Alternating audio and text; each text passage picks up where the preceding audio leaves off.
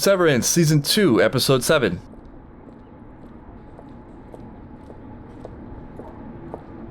Wow, this looks like a totally different style for some reason.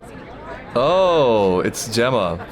Flashback? At school, maybe? I have a feeling that there's some connection between this project and Cold Harbor and Mark and Gemma and this school. I'm assuming this is their school, yeah. Wow, they look different. All set. The way he's Thanks. fighting on that pen cap, so confident. What do you got there? Sorry, what do you got there?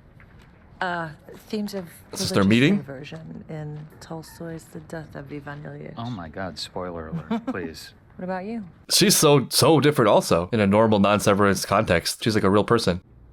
It was I'm sorry. Who love at are first you? paper sharing. Nice to meet you, Mark. You too.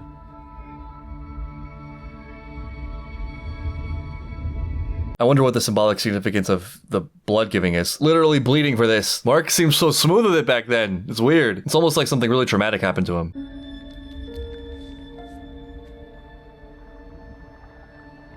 Well, here's a little parallel. Still giving the blood. Looks like she's alive. This also could be any Mark's receiving of the memories. There might be some deficits. Hopefully nothing long term. Yeah, hopefully. No, not really. ambulance? She doesn't care about Mark's well-being. Do we need an ambulance? No. He's gonna sleep for a while. He probably should get an ambulance. If you give one solitary thought to messing with my brother again, I will throw you off a fucking bridge. Devin, We don't do that again. we'll discuss it later. No. It's settled fucking law, lady, okay? Just accept it. I mean, I think it's been done. I think it's done. And yeah, also, we need to ask Mark. Please don't mess with me. She is alive. We don't really know in the way that it matters.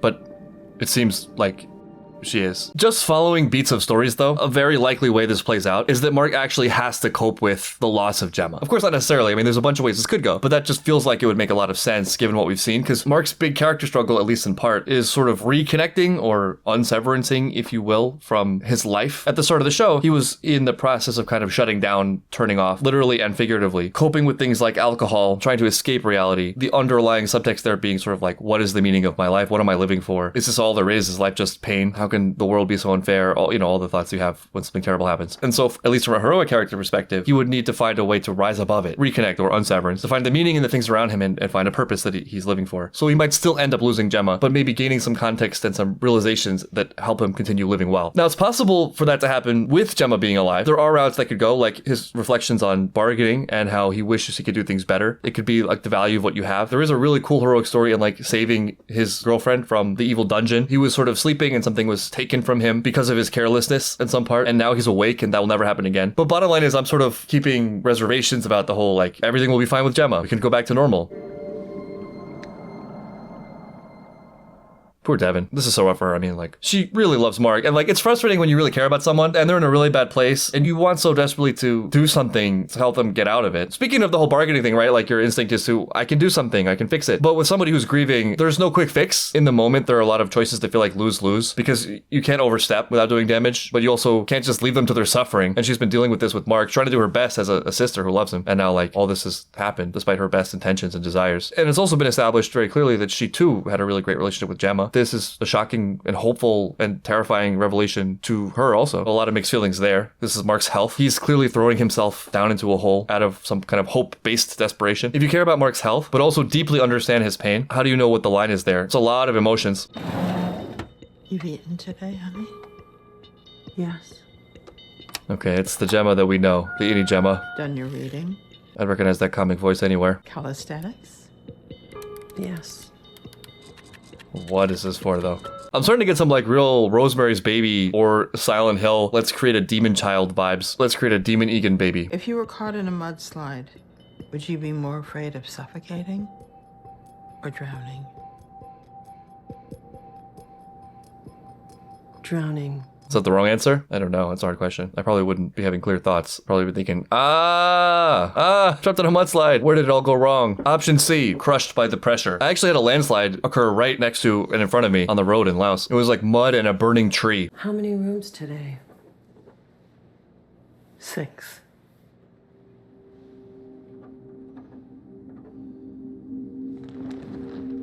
She's living that Fallout life. Okay, I'm so curious. What rooms? Why do these names seem so familiar, damn it?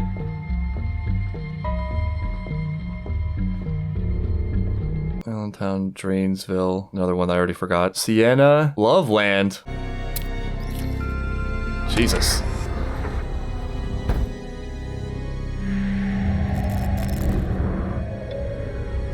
Oh, okay. Oh no, I'm scared. What are they making her do?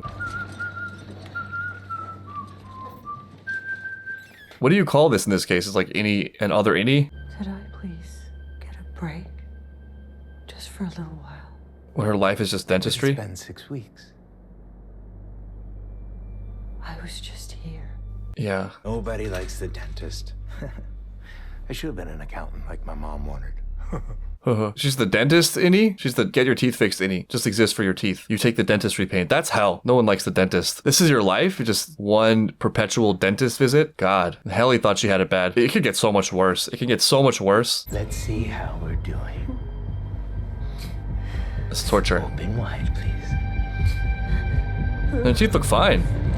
I guess it's a cleaning every 6 weeks. 2 hours. Good lord, that's torture. What kind of dentist procedure or normal routine dentist thing takes 2 hours? That guy was enjoying it. He loves being a dentist. He was lying. He likes pain.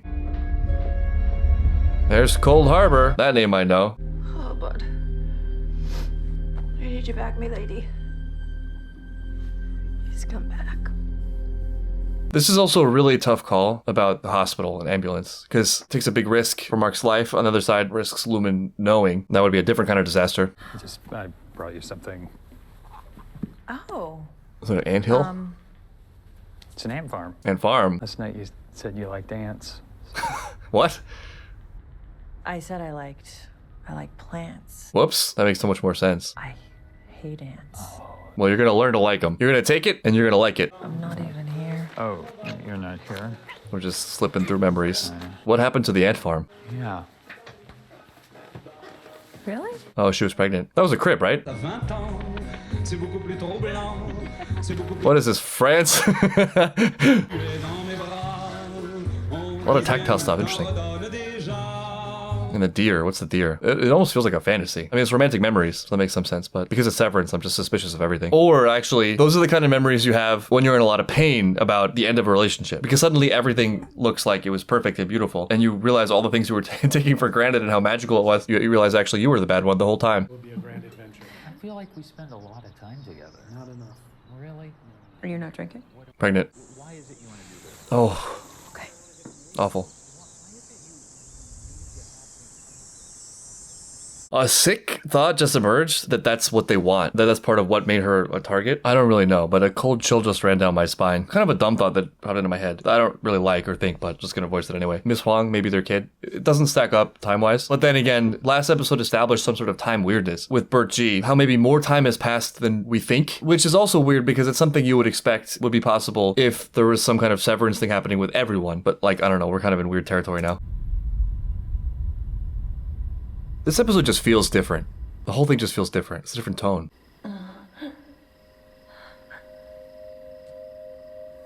Oh no. Yeah. From knowing people with this experience, I realize it's a lot more difficult than I initially imagined.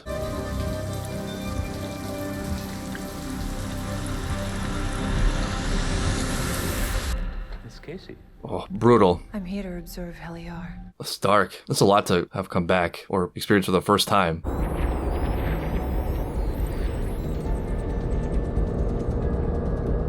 Weird shot. That was office cables, but also something more, some kind of tunnel, some kind of chasm. What is this? What are these alternates? Are the severance barriers holding? These are the doubles? She's easy to like.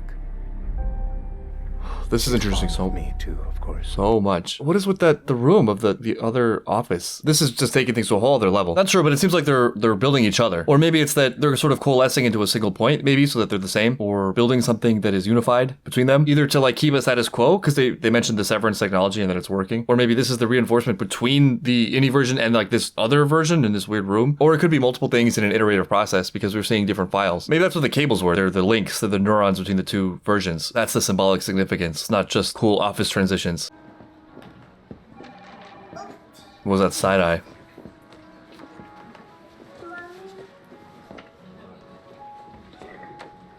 That wasn't the dentist dude, was it? Wait, was that an accident? Hold on. That felt either like a the extra doing way too much, or it was deliberate. One or the other. He side-eyed the hell out of her. Look at that dude. Isn't that the same guy? Yeah, they were on their radar, right? They had something maybe? Something they needed. And it maybe had to do with this baby thing. It's a great specimen, candidate. Speaking of like creating demon babies, you're not safe here. You know, I also have heard, or I know from experience, next this step can for a lot of people. be a difficult hurdle for a lot of couples. I love you. I love you. That's amazing. I'm sorry. Nothing to be sorry for. Obviously. Fertility center. Oh, they were doing something from then, probably. There's the door. How many layers of hell are there? You know, there's a kid just out there, just waiting for us. Just kind of reach out and grab her, right? What if it doesn't work? Turn around and bend over. Romantic. That's an interesting thing to say, too. If I'm understanding correctly, it sounds sort of like he's saying there's like a sea of souls, and when a child is born, one of those pre-existing souls finds life, which I think is a really cool idea, but relevant to Severance. In a show that's kind of examining questions of soul and identity and stuff, it seems pointed, not just like a cute quip by a college professor. Also, why did he say her? How are you feeling? My mouth hurts. Which room caused your mouth to hurt? The dentist one. The Billings room, the Lucknow room, St. Pierre, Cairns, Zurich, and The Wellington room. Why are they reinforcing the names? you remember nothing? Nothing. I wonder which side of Gemma this is. Maybe it's not even one we know. So what happens once I've been in all the rooms? That's the question. You will see the world again, and the world will see you. Thanks for telling me nothing. So I'll see Mark. Oh, wait, but which one? Which Mark? Mark will benefit from the world you're siring. The world you're It siring. will take away all his pain, just as Gear has taken away yours. All your pain, you say. Can you please just talk like a normal person? Gemma is a lot of the audience. Dream sweet.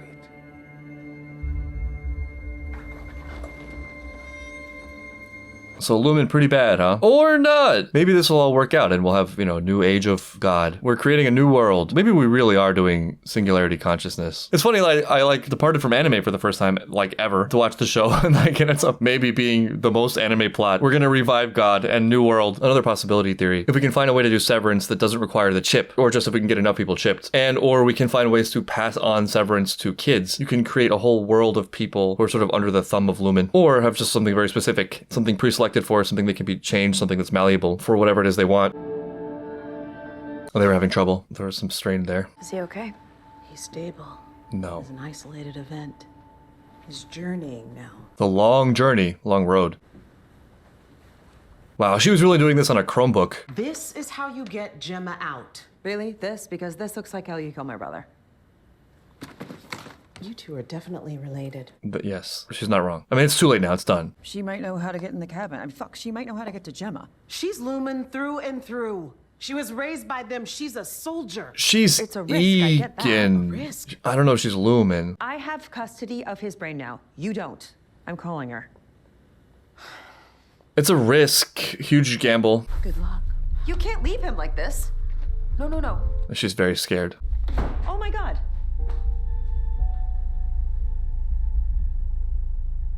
There's a lot that just fell into Devin's lap. No, it's the same guy fighting himself, defeating his own psyche. Ego death. How do you know it's the same guy? And the hair's the same. Severance humor. I think I got onto the mailing list at the clinic. Oh, yeah, they're targeting you. Why are you wasting your time with us? Why are you being an asshole? I'm not. I don't know. It seems kind of weird. I'm enjoying this. Oh, you don't know the meaning of the word weird yet. I think you might be overreacting a little bit, Joe. Oh, they're both tense. It's not about the do cards. Do what? This is no French honeymoon. Tell me how I'm feeling. I have no idea how you're feeling. Like shit. Beat to shit. So let's stop. He said that very casually and easily. When it means a lot to... There's like a reciprocal loop happening where it means a lot to the individual and also to the other, and that reinforces it because, you know, I don't want to quit it because then you'll be unhappy. It's not an easy thing to get through. That was definitely one of those fights that's like, it's not about the thing we're fighting about. Who cares about this little assignment she's doing in the mail? I mean, actually, you should care a lot because it's terrible and you're being targeted, but that's sort of a different issue. I'm going to make up a statistic and say it confidently so it sounds right. 90% of couple fights are centered around a topic that is not the actual issue. It's weird how, like, there's like a grooming element of this. We're grooming her to be beautiful for the coming of whatever, the new world or demon baby. These outfit selections also kind of, what is happening? And now you are in a 1970s plane accident. This is perfectly normal. Oh, this is a setup. That's the dude. Coffee, tea, another color. What the hell? How do they do that? They actually stick her in a plane? He's stuck at 96%. The nosebleed set us back. When he's done, you're gonna have to say goodbye to her. I'm aware.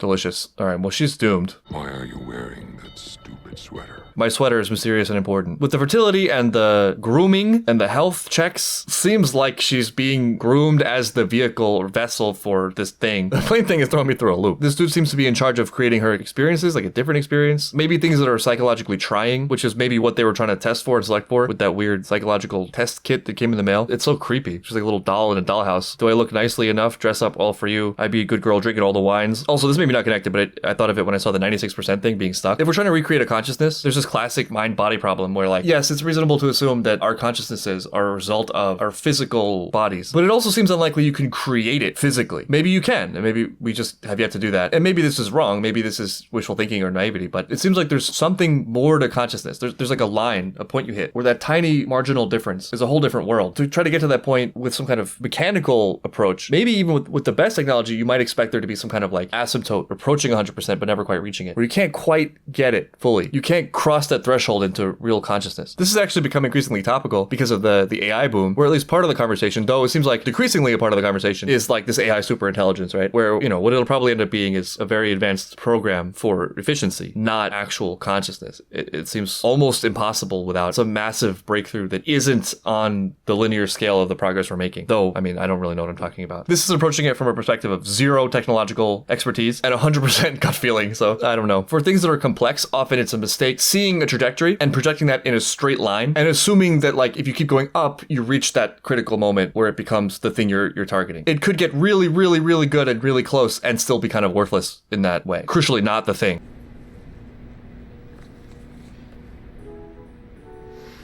Time for your marriage. It's marriage day. Dear Mr. Tisdale. Who is Mr. Tisdale? I cannot thank you enough for the thoughtful Christmas gift. Are they just playing with her, giving her different things, different identities? Or is it all the same one? Are they building a fake life? An electric grouter. Electric what now? Come on now. Oh god, there's that joke about thank you letters. School essays be like. Says Christmas. Like An electric grouter. Grouting. What is grouting? It's actually a degrouter. Start over. What is that, for weeds? Christmas has a funny way of coming back around each year. Is this the Christmas room? it's always Christmas. Oh no. She's like multi-severed. For what? Oh, maybe it's the States? But there's 6 rooms. I love you. Ooh. I said, I love you. Well, that's sounds like a personal problem. I love you too. Because I have to. He seems like he actually has fallen for her in like a sick way. Maybe he'll help save her. Or maybe he'll hurt her for Kier. Okay, this is a real memory. Could be Mark's memory though. Oh, just something that is brutal. Yeah, it sounds that hurt.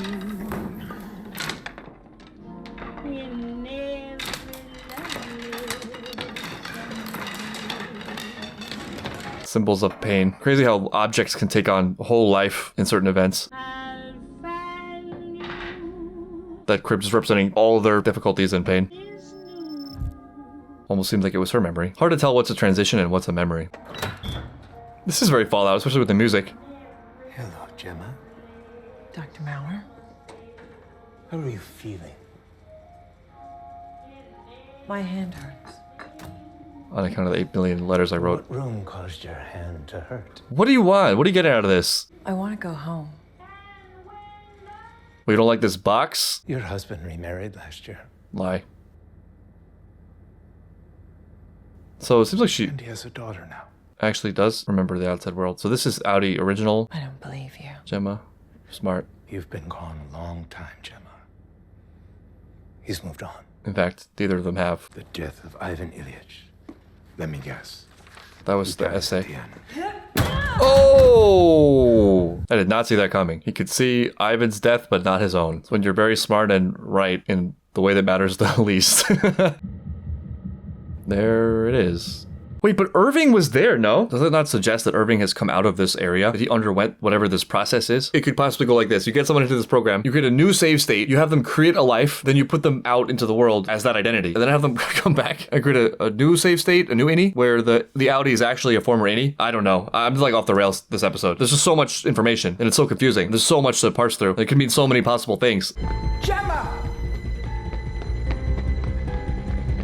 Also, we're not totally sure this is happening in real time. The events of the show. Gemma! Stop! Gemma! Oh, she did it. Which version? Oh, God. Sure you don't want to come? Oh, this is the day, isn't it? Charades? That's going to be like 20 minutes of it. Yeah, but, you know... Or I could stay. No, you should probably go. Charades also has some symbolic meaning. I love you. Oh, you gotta say it, Mark. Come on now. That's the easy one. Oh, no, I love you too, and I'm sorry. Oof. And, oh, to end it that way, too. Bye. He's gonna remember that one every minute of his life for the next 10 years. Miss Casey. Oh. She doesn't know why she's here. Where's... Thank you, Miss Casey. Cold. This is the second time, right? The similar scene. Milchik, not very nice to Gemma. I wonder how many of them actually know the full story of what's going on. I bet not many. I bet, you know, the work is mysterious and important and all that. This is the last moments for your stability.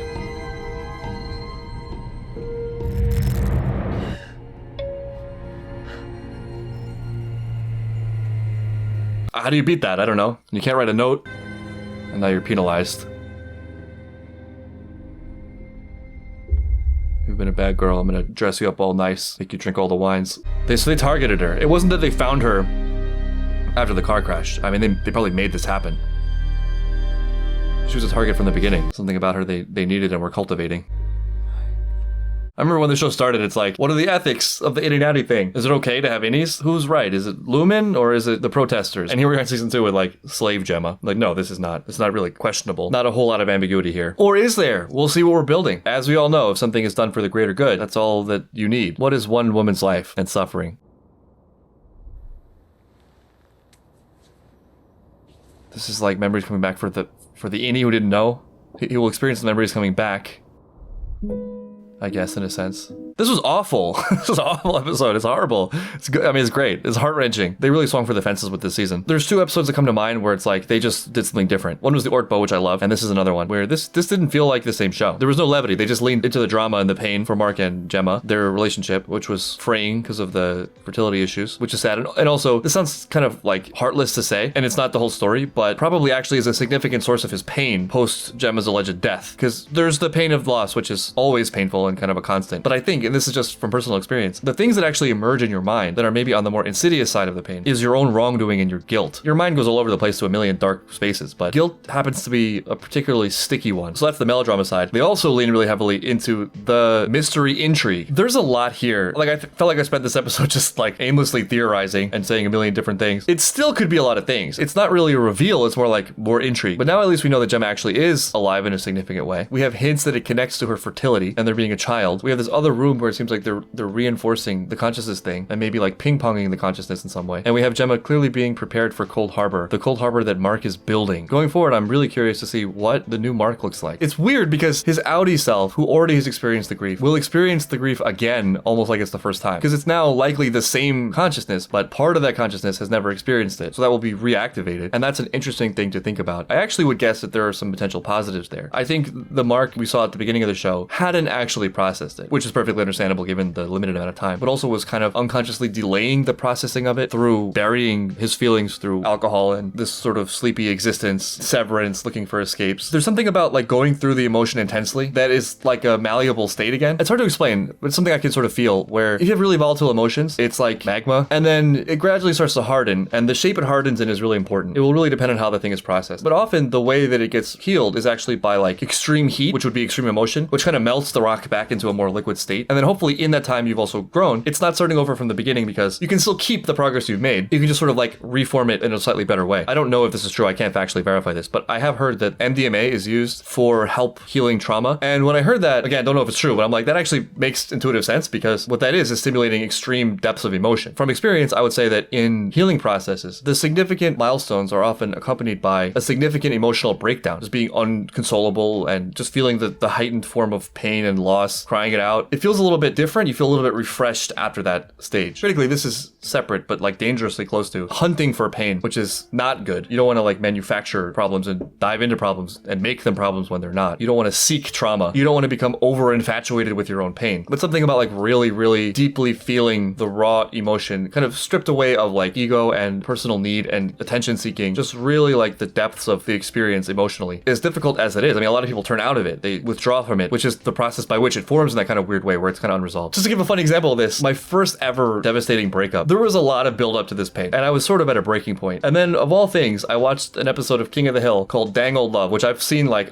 10 times since because I love it so much. And that's an episode about unrequited love. And man, that episode, when I saw it on TV, totally unplanned, I didn't seek it out, it just broke me to my core. And like the whole experience came flooding back and it, it looked a lot like the memories that Mark is having in France and the terrible stuff and everything. And it was awful. But I remember distinctly that was the turning point. I didn't feel great immediately, but I had just the smallest semblance building again of what was like hope and appreciation for life and the inkling of an idea that this is not permanent. And that itself was enough to sort of like springboard things to a place where it became okay, like manageable, not super deadly painful. What I'm about to say I know is going to sound crazy, but because I mentioned the cult thing a few episodes ago, the thing I'll always remember from that is that I was having a lot of problems with a family member, and I had some resentment for this particular person. Speaking of there being a lot of build up to these things, there was at that point my lifetime of build up, and the cult is too strong of a word. It just had a cult vibe, but the leader, actually I think really wise and charismatic and smart person, led my youth group through this exercise where we were focusing on a point of pain in our lives. And it's hard to even talk about because it sounds ridiculous, but it was this sort of guided meditation where we were trying to like heighten the feeling of it, and she pushed this emotion, talked us into it. And so it was like a whole room of teens just hysterically crying. And if I heard this story without having experienced that, I would have thought that's super culty and ridiculous, and there's no way like you healed a major thing in your life just from crying. But just speaking for myself and not extrapolating this into any larger idea or practice or